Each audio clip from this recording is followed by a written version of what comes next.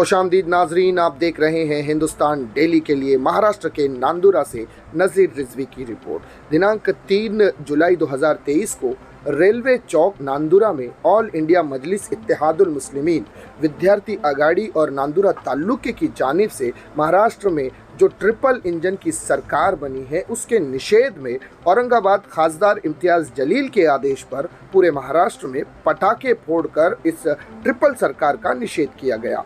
इस अवसर पर विद्यार्थी अघाड़ी के जिला अध्यक्ष अमीर सुहेल, तालुका अध्यक्ष सैयद मंजूर, मोहम्मद नावेद, शेख रईस, रिजवान खान, सुहेल खान, एजाज खान और भी पार्टी के कार्यकर्ता मौजूद थे। इसी विषय पर बात करते हुए MIM पार्टी के नांदुरा तालुका अध्यक्ष सैयद मंजूर ने क्या कुछ कहा, उसकी एक विशेष रिपोर्ट देखें आप अपनी स्क्रीन पर।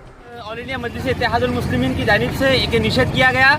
जो सरकार आज महाराष्ट्र के अंदर बनी है वो भूदादा की सरकार बनी है। जो हमको कहते थे कि हम BJP के बी टीम है, ये लोग आज जाके BJP के साथ में सरकार बना रहे हैं। ये जनता के साथ में धोखा है और ये आने वाले समय में महाराष्ट्र की जनता इन्हीं के स्टाइल में इनको जवाब देंगी। जय हिंद। देखा नाज़रीन, ये थे सैयद मंजूर जो कि MIM पार्टी के तालुका अध्यक्ष हैं नांदुरा तालुके से।